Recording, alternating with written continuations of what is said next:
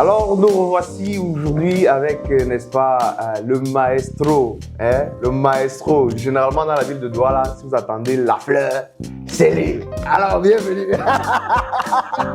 Bienvenue, maestro. Merci, merci. Bienvenue, n'est-ce pas, dans la table. Hein? Ici, on va n'est-ce pas, parler de ce qu'on fait de notre quotidien, la musique. On va parler de la musique et puis en partageant, n'est-ce pas, ce petit verre de vin. C'est pas du vin, mais c'est du whisky, autant pour moi. Tu as opté pour ça. C'est quoi, tu aimes bien? Oui, j'aime bien le whisky. J'aime bien le whisky. On dit souvent que les musiciens sont les soulards. Qu'est-ce que tu en penses? Pas vraiment des soulards, mais se mettre en condition. En condition? Ouais. D'accord. Bon, pour commencer d'abord, Paul Gary était là la dernière fois et il nous a donné un petit défi. Et c'est ça un peu le principe dans Un verre avec. C'est que la dernière personne donne un défi au prochain. Donc, je pense que pour toi, il a dit, avant de commencer l'émission, tu prends d'abord un verre cul sec. Ok. Comme la tequila. Voilà, comme la tequila. Ça me va.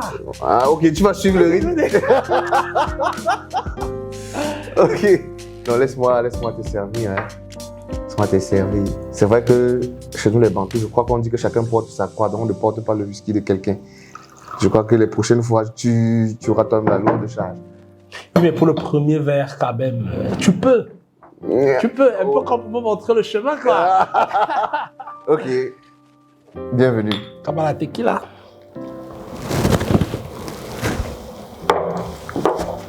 Alors, j'espère que Paul l'a vu. J'espère qu'il verra. Il verra. Monsieur Paul, j'espère que tu as vu.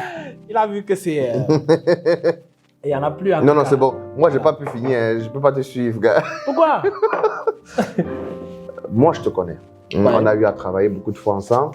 Et pour comment est-ce qu'on peut te présenter devant ceux qui ne te connaissent pas? Bon, que désirable vous dit, c'est une question déjà très simple. Et ça fait partie du type de questions que j'aime. Parce que je réponds comme j'aime.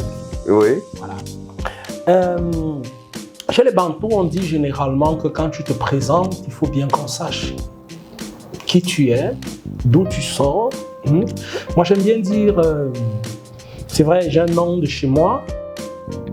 J'ai les noms de chez moi et puis il y a les noms des Blancs aussi, mais ce que je présente, c'est ceux de chez moi. Donc, je dirais par exemple, je suis Aboudi Ndongo. Ok. Je suis fils de Ndongo. Je suis petit-fils de Ndongo. Et je suis arrière-petit-fils d'Aboudi. Donc, je m'arrête là. Alors, je suis musicien professionnel. Ça veut dire que la majeure partie de mon temps est consacrée à la musique.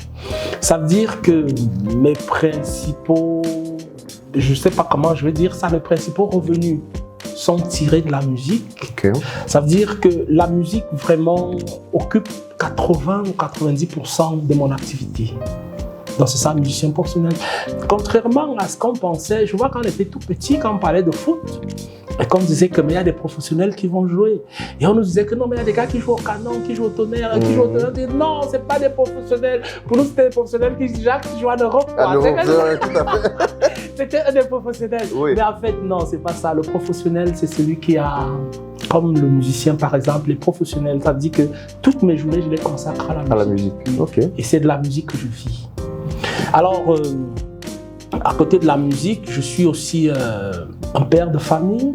Je suis un père de famille. Marié? Oui.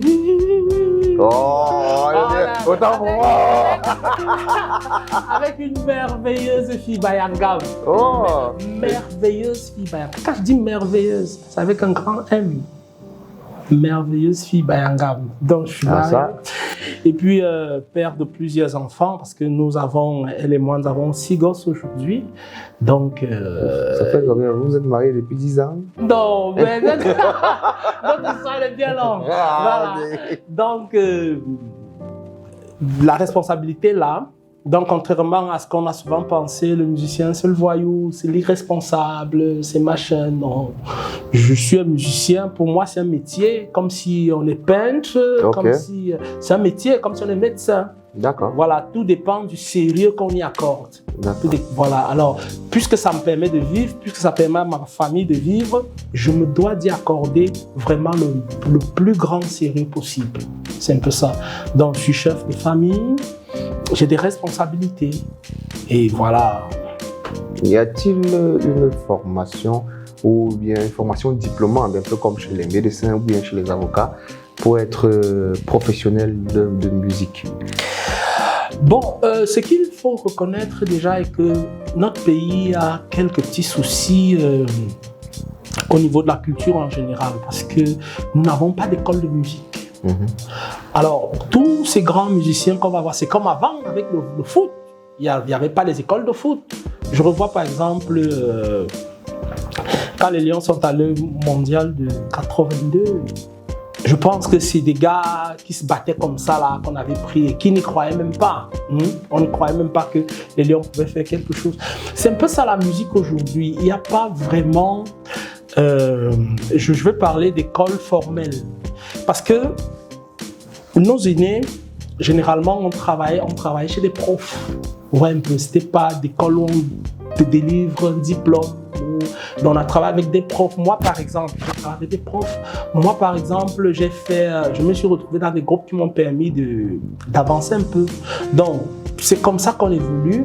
Bon, c'est vrai qu'aujourd'hui, avec des masterclass et des formations qui se présentent, on saisit les opportunités. Comme récemment, j'ai fait une formation de chef de chœur avec la Fédération camerounaise de chant choral à Cœur Joie. À Cœur Joie, oui. Oui, où on nous a délivré des diplômes au bout de 3 ans de formation.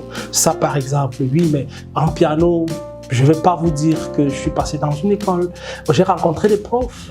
J'ai commencé même déjà par les synthés avant de me retrouver dans le piano. Parce qu'il faut même déjà faire la différence entre le piano et le synthé.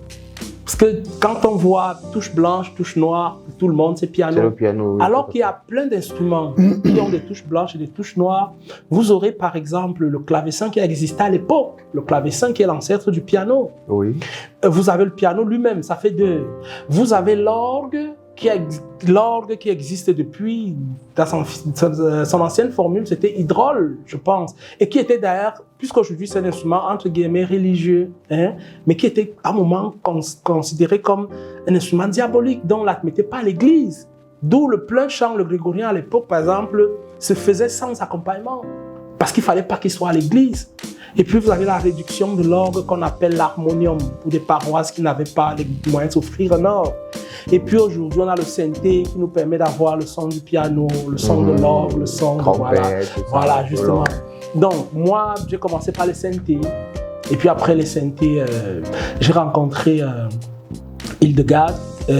Parce qu'avec le synthé, j'ai travaillé avec René Mbara à Yaoundé pendant longtemps. Beaucoup de gens sont passés par lui, les synthés. Oui, avant de se retrouver au piano, beaucoup sont passés par lui au synthé. Il a formé des générations. Je vous dirais même que l'un des premiers maîtres de Simon Piendoé est un de ses anciens élèves. D'accord. Oui, donc il a formé des générations. Tout ce que vous connaissez aujourd'hui, les Serge Calvin, tout ça, ils sont passés par René Mbara. Mais on travaille sur des synthés. Mais moi, j'ai travaillé sur le piano avec Hildegard pour la première fois. Et quand elle est partie, j'ai rencontré Madame Esso, l'épouse de feu René Esso. Oui. J'allais à Yaoundé, j'allais prendre 1 heure de cours à Yaoundé. 1 heure de cours, un vendredi. Donc je partais de Doualato pour arriver à Yaoundé, prendre mon heure à 11 heures. Qu'est-ce qui peut vous motiver quelqu'un à entreprendre un voyage pareil? Alors, ce que je veux dire, c'est que, je ne sais pas si je vais appeler ça la niaque. J'avais la niaque. J'ai toujours aimé la musique en général, mais le piano en particulier. Et quand j'étais plus petit, il y avait une émission à la CRTV qu'on appelait Musique classique. Parce qu'on avait 2 émissions. Je revois à la FM 94, moi j'étais à Yaoundé, qu'on appelait Trésor classique, qui passait tous les dimanches matin, je pense entre 6h30 et peut-être 9h, présenté par Kwamjelo et Francis Tchégué. Et on a eu après cette émission Musique classique qui était présentée par le professeur Oyono, ancien recteur de l'université. Oui. Voilà. Et souvent, il faisait passer des pianistes. Et parfois, quand je regardais les pianistes s'exprimer, je rentrais dans ma chambre et en fait, je pleurais. Je pleurais pas parce que ça me faisait mal ou un truc du genre, mais l'émotion était trop grande. Non seulement l'émotion était trop grande, et en face de moi, j'avais une barrière. Parce qu'il faut le dire, nous on sort de loin, hein, on n'est pas, permets-moi l'expression, on n'est pas les Mouna Bobo. Oui, donc, et nous savons tous ce que ça coûte en termes de formation musicale. Déjà, vous allez entrer dans combien de pianos, dans combien de maisons vous allez trouver un piano placé? On n'a pas cette culture. On n'a pas cette culture. Mais déjà, s'offrir un piano, je parle de piano, un instrument à cordes, que ce qu'il soit droit ou qu'il soit à queue, vraiment, pour un bon piano minimum, c'est 2 millions. Alors, un parent qui n'a peut-être pas fini sa maison, ou pour un enfant qui va à l'école à pied, et il ne viendra pas dire à son parent, papa, je veux prendre des cours de piano. On va lui demander l'heure de cours à 10 000 ou à 15 000, ou même à 20 000. Alors, si tu viens on n'a pas mangé à la maison. Vraiment, on n'a même pas mangé. Et puis maintenant, il vient lui dire, papa, je prends des cours de piano. Si c'est votre anniversaire, je suis sûr qu'il ne va pas vous gifler. Mais si ce n'est pas votre anniversaire, il ne va pas vous louper. Voilà, c'est ça. Donc, c'est un peu ça. Alors, moi, j'ai beaucoup aimé le piano. J'ai vraiment aimé le piano. C'est vrai que pour un enfant qui allait régulièrement au village, parce que nous, on a grandi avec cette culture-là, j'allais régulièrement au village. Donc, un de mes cousins avait fabriqué, qui était ancien séminariste, avait fabriqué un balafon. Donc, on avait une chambre de dehors dans laquelle se trouvait ce balafon. Pardon, j'étais plus petit et officiellement, je n'y avais pas droit. C'était les grands seuls qui pouvaient aller jouer sur ce balafon. Alors, il fallait attendre que les grands soient allés au foot ou à la rivière pour pouvoir taper. Voilà comment c'est parti. Et bizarrement, dans toute la maison,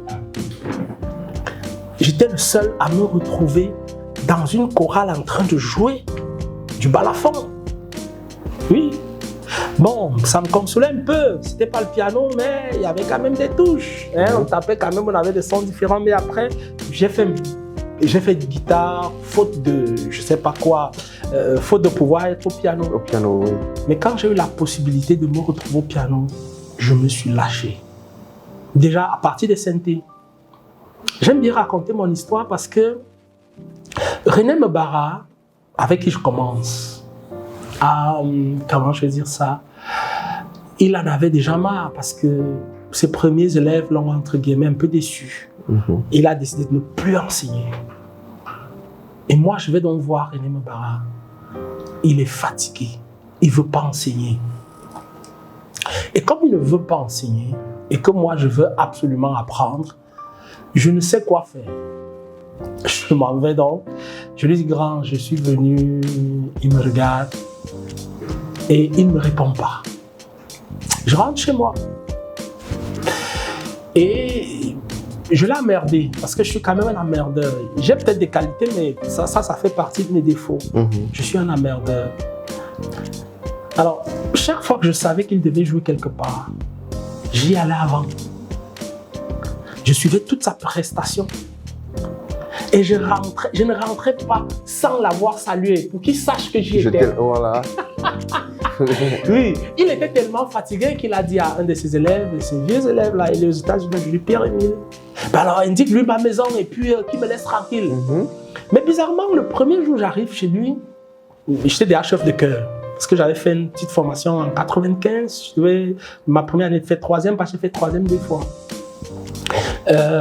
J'avais fait une petite formation chez René So, au Chœur Madrigal. Je n'étais pas du Chœur Madrigal, mais ils avaient organisé une formation, donc j'y venais souvent. Et je tenais donc la chorale qui était dans une banlieue de Yaoundé qu'on appelle Col du Son. Donc je tenais, c'était vraiment un jeune homme qui dirigeait une chorale avec plein de mamans, de papas, de machins. Donc je l'emmerdais. Et il m'a donné une partition, il m'a dit « Est-ce que tu sais lire ?» On dit jamais qu'on sait lire. Je lui ai dit « Bon, je lis un peu. » Il m'a dit ben, « Vas-y. » C'était Soon Will Be Done. J'ai lu les notes. Double croche, j'ai lu croche pointée, double croche pointée, double croche, ainsi de suite, avec les altérations qu'il y avait. Tout à fait. Il m'a dit, mais tu lis. Je lui ai dit, bah, il fallait que ce soit toi qui le dises. Alors j'ai dit, il fallait que ce soit toi qui le dises. Et bon, il m'a dit, ok, bon, est-ce que tu peux, oui, tu sais, d'où se trouve sur le piano? Je dis, oui, il y a 2 touches noires, 3 touches noires, 2 touches noires, 3 touches noires. Donc, 2 touches noires, il y a do. 3 touches noires, c'est Fa. Je lui dis, c'est ça. Il me dit oui. Ah, je savais déjà, mais il fallait toujours. Il fallait l'amener. Il faut l'amener à dire. Alors, il a dit que là, c'est Do, oui, là, c'est. Et puis, il m'a donné. Ce jour-là, j'ai fait ce que beaucoup de ses élèves n'avaient pas fait. Je ne dirais même pas que j'étais l'un des premiers élèves à le faire. On étudiait École d'orgue de Louis Raffi, 2e volume. Alors, quand on arrivait chez René Mebara, on ne photocopiait pas la partition, même s'il y avait les moyens de photocopier. Il fallait la transcrire à la main et on n'avait pas les papiers à musique comme aujourd'hui. Donc, il fallait prendre un format, prendre une règle, tracer la portée, recopier l'exercice en respectant le doigté. Là, on pouvait commencer à travailler. Pour lui, c'était une première lecture. C'était comme un cours que tu n'as pas suivi à l'école et puis tu le recopies, ça te donne un peu. C'est comme ça qu'il faisait travailler tout. Mais ce soir-là, parce qu'il donnait à chacun 2 heures, ce soir-là, j'ai fait 2 exercices en 2 heures. Et ça l'a vraiment motivé. Motivé, ok. Oui. Là, vu que voilà quelqu'un. Voilà quelqu'un qui. C'est ce qu'il veut. Oui, c'est ce qu'il veut. Mais il ne savait pas que c'était très difficile pour moi parce que j'habitais le quartier Col du Son. Et lui, il était encore à Jean Vespa, on appelle à la Carrière. C'était normalement 2 taxis. Je n'avais pas les moyens de payer le taxi, donc j'y allais à pied. Ah, bien sûr. Il faisait chaud, oui, il faisait froid, oui, il pleuvait. Ça ne me disait rien. J'étais déterminé. Je voulais absolument. Alors, j'ai fini, je suis rentré. Je suis revenu, je suis rentré.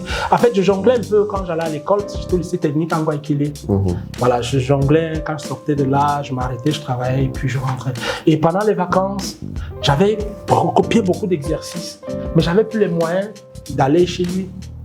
Donc, qu'est-ce que je faisais? J'allais travailler à la paroisse. Les prêtres de la paroisse de Col du Son, les pères claritains, avaient 3 CD. Mais il n'y avait personne qui jouait. Et j'avais donc négocié que je pouvais travailler à l'église. Donc, quand ils finissent les loads le matin, je viens prendre le synthé. J'y travaille toute la journée de 8h à 18h. Je dois remettre avant la prière du soir. Je l'ai fait comme ça. C'était difficile. Je ne mangeais pas, mais j'avais pas le temps de sentir que j'avais faim. J'étais tellement dedans. Oui, tout à fait. Voilà. Et le jour où il m'a rencontré, 2 ou 3 mois après, il a supposé que j'avais fui. Il m'a dit qu'il n'aime pas ça, pour les enfants aussi talentueux, et machin. Je lui ai dit que grand, je n'ai pas arrêté de travailler. Il me dit que tu n'es plus jamais revenu à la maison. Je lui ai dit, je ne suis plus revenu à la maison, mais j'ai continué de travailler, il me dit, montre-moi. Alors, qu'est-ce que la méthode de Raffi avait? C'est des gammes. Donc, gamme majeure, sa relative mineure, gamme majeure, sa relative mineure. Donc, tu as fini les exercices en do majeur, tu fais les exercices en la mineur, tu vas en sol majeur, tu vas en mi mineur, et ainsi de suite. Et quand il me suit, je suis en si mineur, donc la relative de ré majeur. Et il y avait un extrait d'un prélude de Jean-Sébastien Bach. Il m'a vu jouer en respectant le boîtier.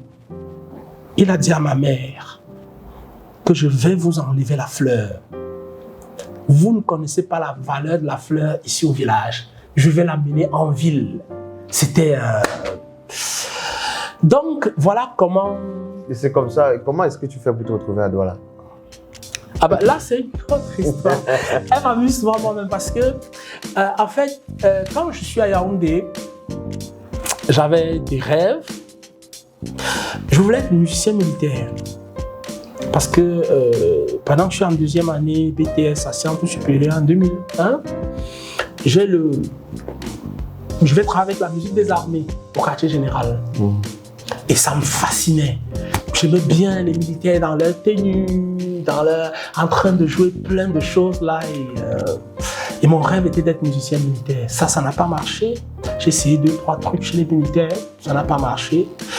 Et à l'époque, je jouais aussi à la CNPS. Il y a eu beaucoup de choses là-bas. À l'époque, le ministre des Finances était DG de la CNPS, lui, Paul Montazier. Ok. Voilà. Et il avait une attention particulière quand même pour ces activités-là. Puisqu'il a permis à la chorale même Oui, la chorale, c'est le cœur de la prévoyance. C'était comme ça s'appelait. J'étais le pianiste.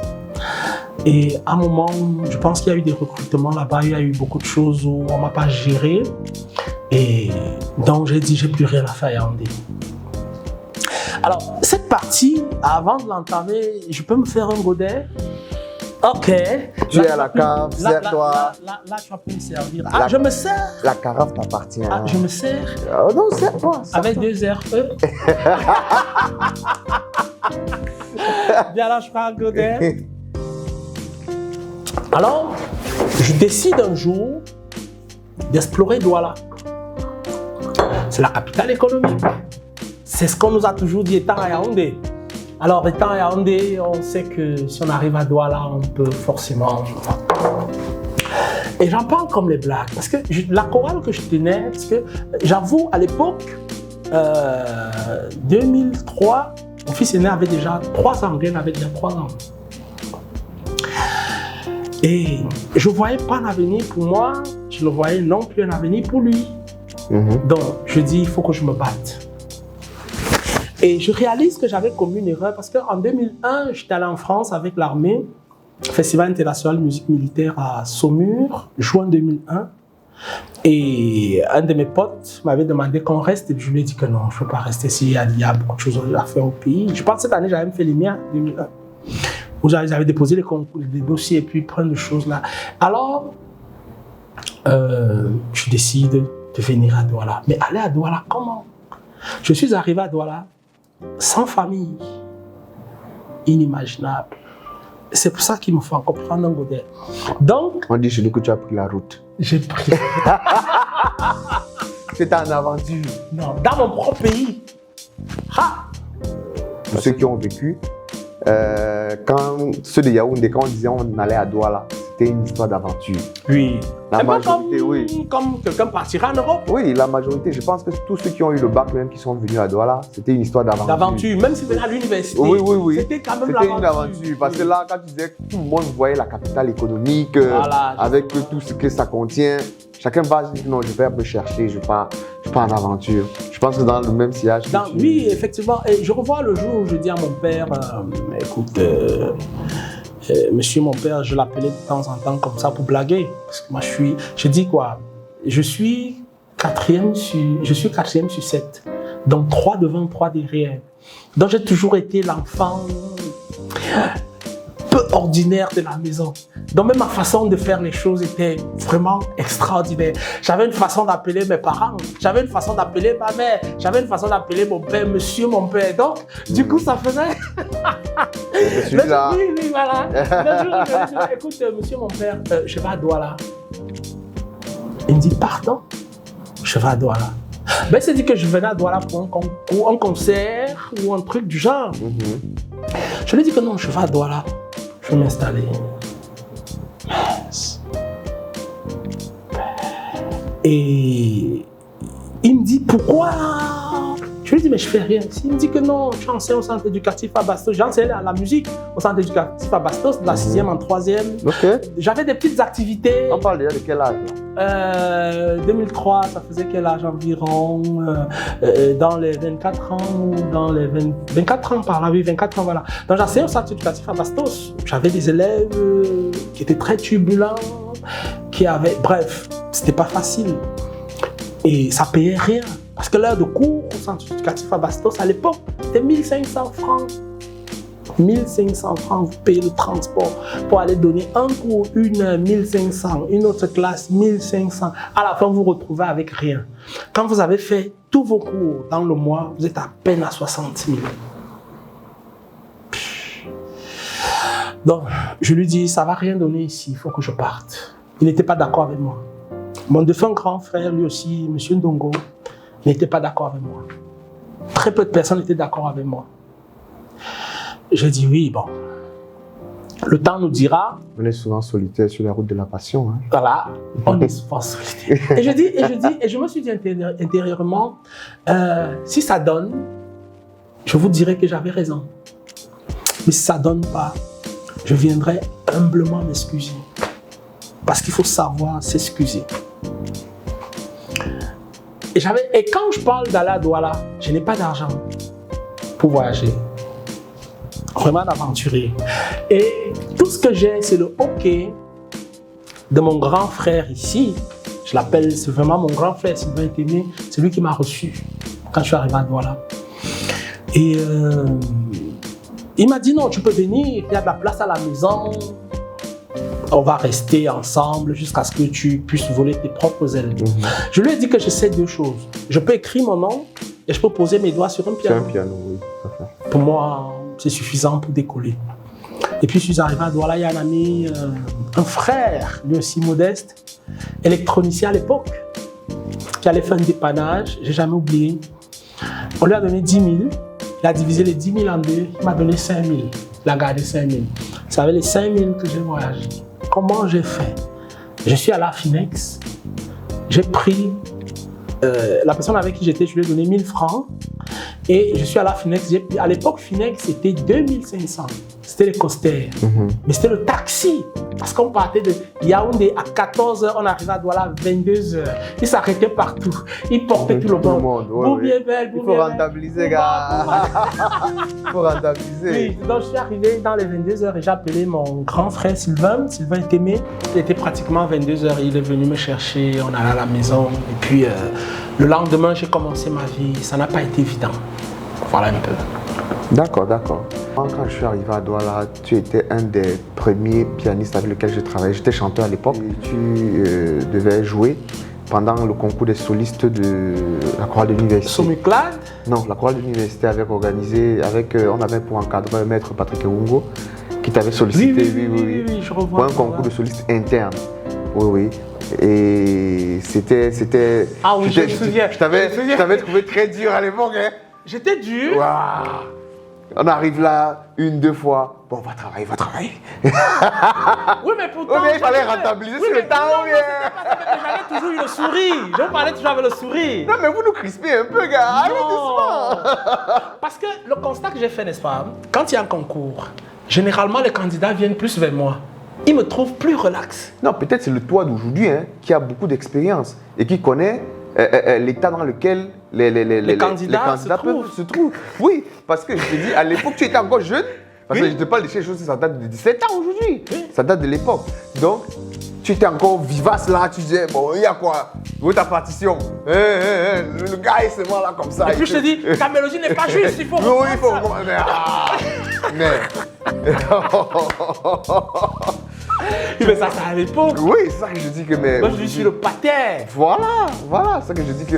Mais généralement, comme je disais, à Douala, beaucoup plus aussi, tu as eu le temps de faire tes marques. Qu'est-ce que tu penses? Parce qu'aujourd'hui, je voudrais t'amener beaucoup plus sur le volet formation. Pardon. Je voudrais plus t'amener sur le volet formation.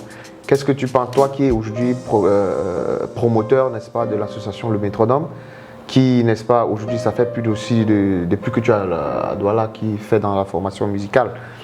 Que conseillerais-tu vraiment aux parents par rapport à l'éducation musicale? Faut-il les faire quand les enfants sont jeunes et où les faire? C'est-à-dire de manière comme à l'époque, c'est-à-dire l'amener chez un professionnel qui joue déjà dans un cabaret, qui va le faire, ou bien dans une éducation méthodique, parce que je pense qu'au niveau des associations, nous faisons des formations méthodiques. Voilà. Alors, la chose est un peu complexe parce que il faut que le parent déjà sache ce qu'il veut d'entrée de jeu. Parce qu'il y a beaucoup de parents qui ne savent pas, qui ne savent pas. Et c'est normal parce qu'on n'a pas tous reçu cette éducation-là, cette éducation musicale. Il faut que le parent regarde l'enseignement de la musique comme l'éducation qui vient compléter ce qu'il fait à l'école. Tu vois un peu ce que je veux dire? Parce que j'ai des parents qui sont arrivés et qui voient un enfant de 9 ans, 10 ans de piano qui est en train de jouer la marche turque, la toka. Il dit, pourquoi mon enfant ne peut pas jouer ça? Et puis j'appelle l'enfant, je lui dis, ça fait combien d'années que tu fais piano? Il dit, ça fait 10 ans. Son enfant a à peine 1 an. Il y a un parent à qui j'ai dit, un parent comptable, à qui j'ai demandé, est-ce que votre enfant qui est en 2e année comptabilité peut vous faire des travaux de fin d'exercice?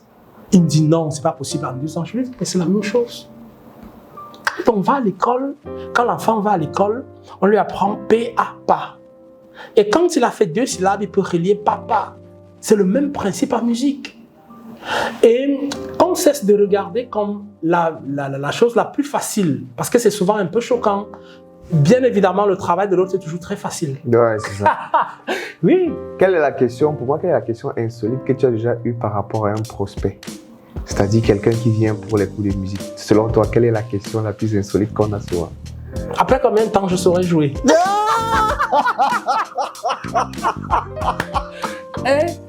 Il est surpris des choses que mais moi, quand je suis en train d'apprendre, il dit moi, je suis plus de 30 ans, je suis en train de l'apprendre. Donc vraiment les gars, ça c'est une question.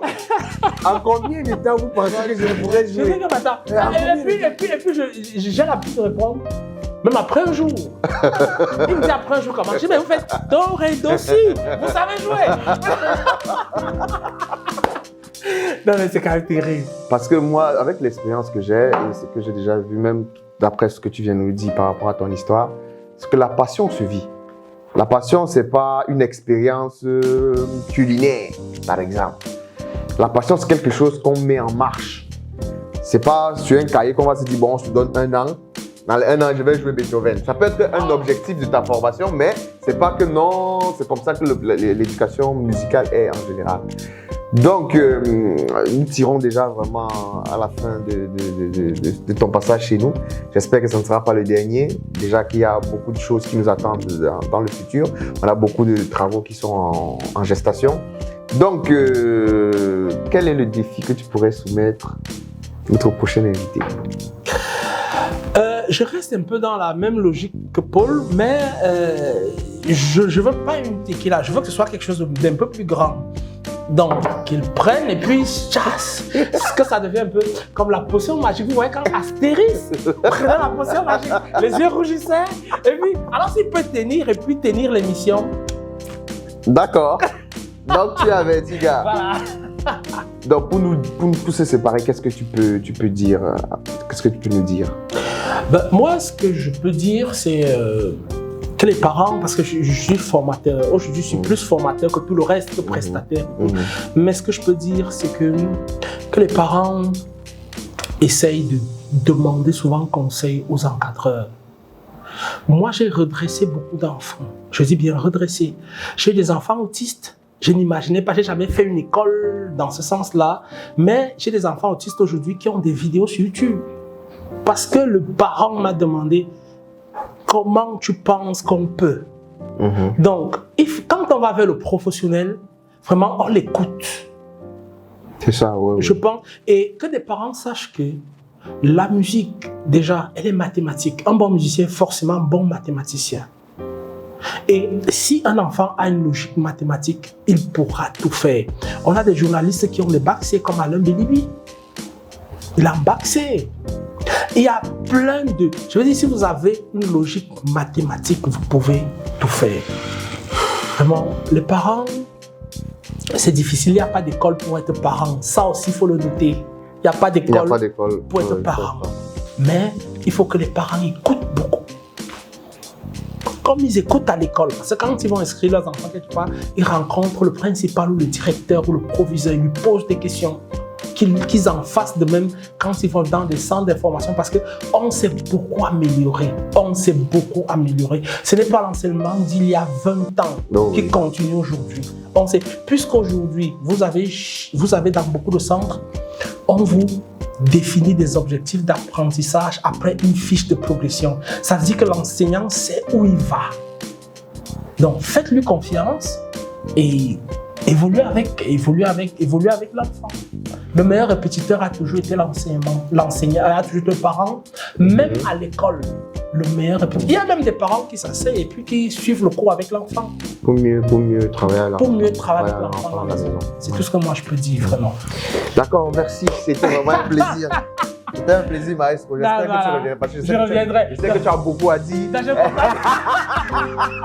Je reviendrai. Il n'y a pas de souci. D'accord. Merci. Ok, merci beaucoup. Bonne journée. Bien à toi.